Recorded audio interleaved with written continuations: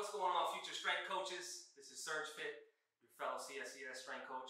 And today we're going to go over a few keys to the test, things I wish I would have known before I took the test, the exact breakdown of the questions and how the test is laid out.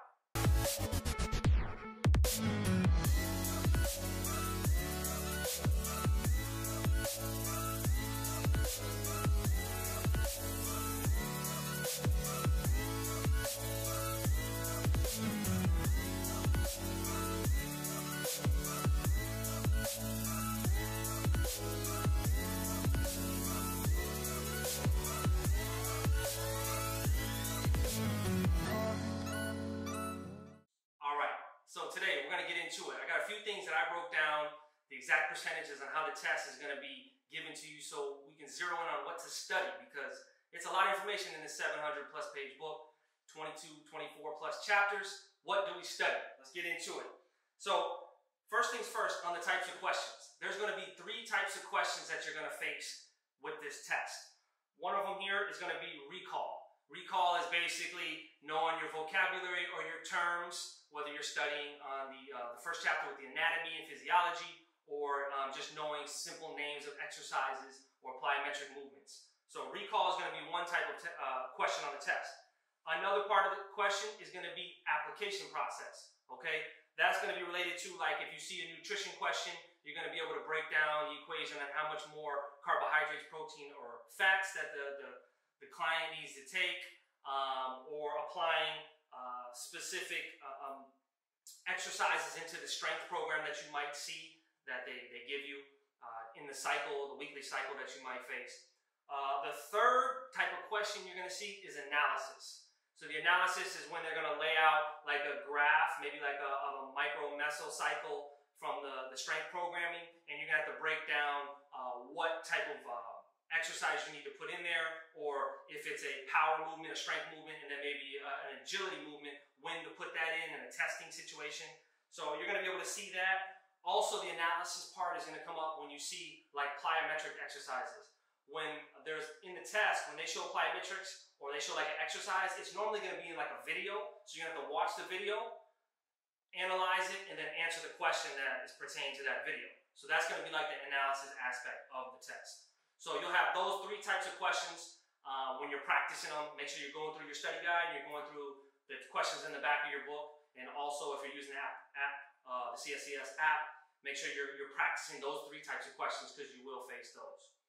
All right, moving on to number 2, the exam sections. So it's going to be broken down into 2 exam sections. You're going to have the scientific foundations portion.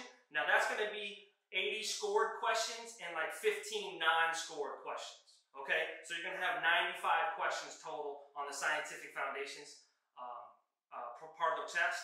And with this part of the test, you're going to have about an hour and a half to take the test. Okay, multiple choice. So there's going to be all 3 types of questions, which I'll break down later in the recall, application, and analysis in the scientific foundations portion.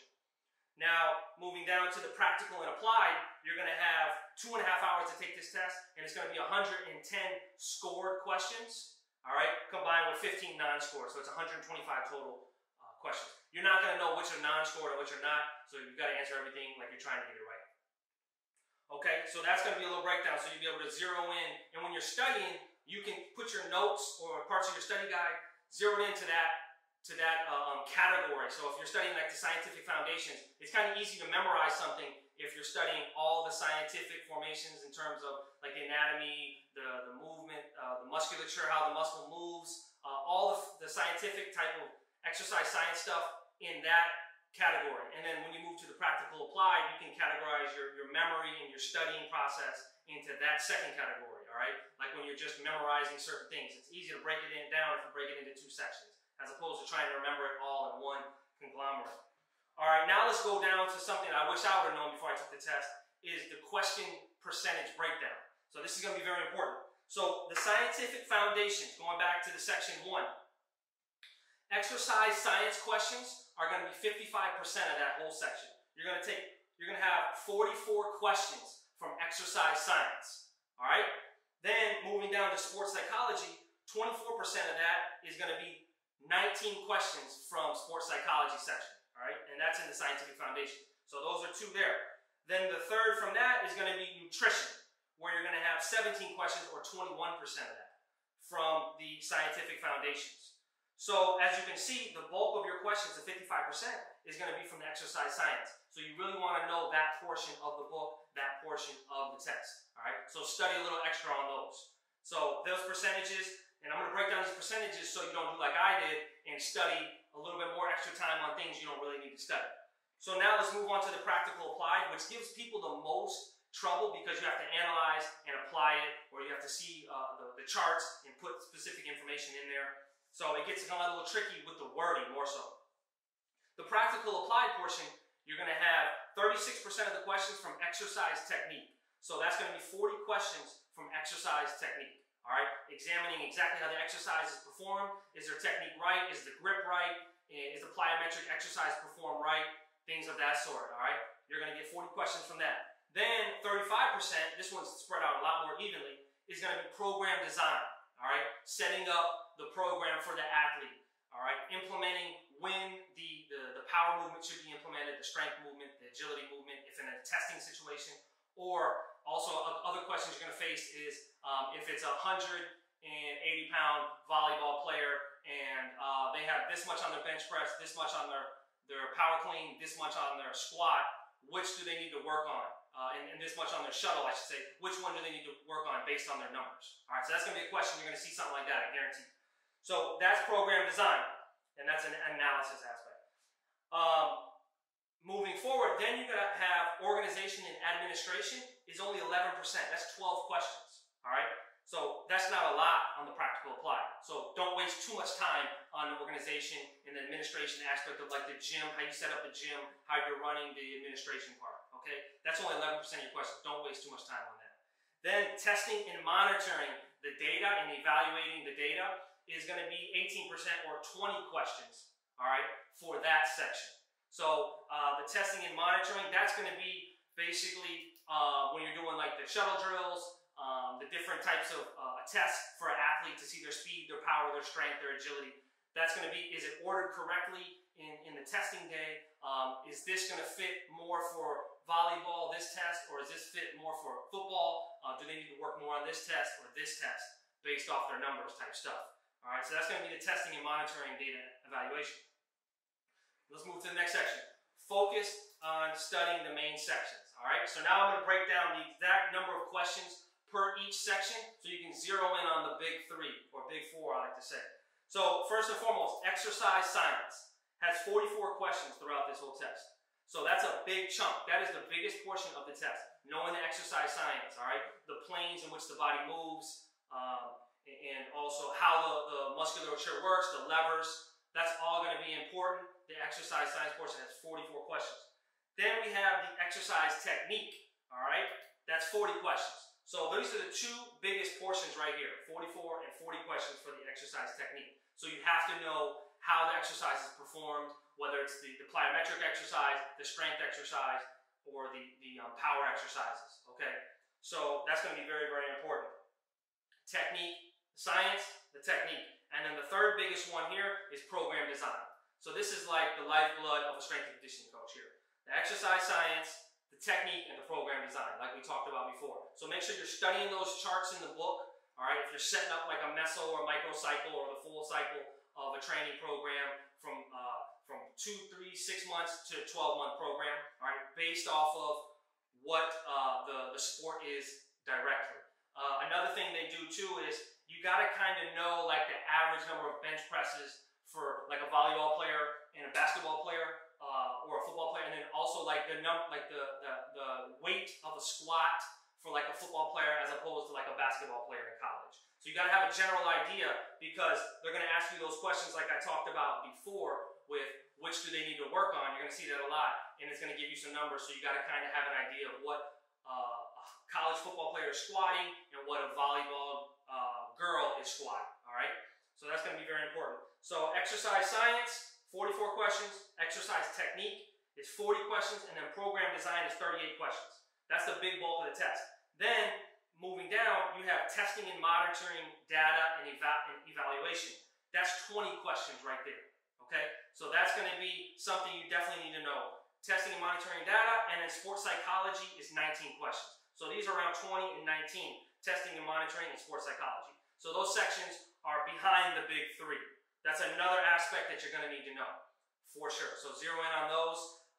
The nutrition does get a little confusing sometimes because it will ask you certain questions on, you need to be able to calculate implementing excess calories if they're trying to build muscle or if they're trying to burn calories, or the deficit, so you need to bring down the calories 500 calories, or you need to increase the calories 500 calories. And then you also get the question, this one's always around, is they want to put on muscle, which macronutrients should we increase? Protein, fats, or carbs? Normally you want to increase all of them if you're going to raise you're going to increase their muscle mass. And if they want to lose weight, you want to take out the carbohydrates and then increase the protein, all right, as you bring the calorie down into a deficit, okay? And then also moving forward is the organization and admin is only 12 questions on the whole test. So that's going to be an area that you're not going to need to focus on, okay?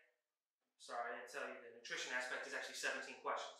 So the small three, sports psychology is 19 questions, nutrition is 17 questions, and then organization and admin is only 12 questions. Okay, so if you have the first four sections, exercise science, the technique, the program design, and the testing and monitoring data, you have a total of, let me add this up for you, 4, 8. So we're looking at around 130 to 145 questions. Out of the 215, 20 questions are going to be from exercise science, exercise technique, program design, and testing and monitoring data. Those are the bulk of the test. All right, so I would say focus on these areas, then go into sports psychology and nutrition. In organization and administration, you're only going to have 12 questions from the 200 plus question test. So that's something to think about when you're zeroing on your study. This is something that I wish I would have known. I was the type, I talked about in my first video, I read the whole book cover to cover, broke down each section, and wrote down on cards and studied each section, each chapter, like 2 chapters a week. And it took like 3 months to study it, and then took the test. Now, there's a lot of study guides you can take, obviously, and then there's also the app study guide, which is very beneficial as well. In my next video, I'm going to talk about a specific study guide that I bought off Amazon and broke down. So I'll give you like a review on that. The CSCS, this one right here, I'm going to break down in my next video. CSCS exam prep. But I just wanted to break down the test, percentage-wise, the exact questions, so you can zero in on what to study. All right, this is going to be very beneficial. I hope you got something from this video. Break the test down. Take your time studying it, guys. Don't rush it. And just so you know, this is why you really need to zero in on what you study. Just a quick little stat. The last 2 years, the test actually percentage of failure to pass has been around 55% pass and 45% fail, all right, in the last 2 years. So it kind of goes half and half with the video. So make sure that you can break down the study aspect into something that you can understand and zero in on the questions or the percentage of questions that are going to be the bulk of the test, like I broke down here for you, all right? So study hard, guys. You guys got this. I'll be back with another video pretty soon.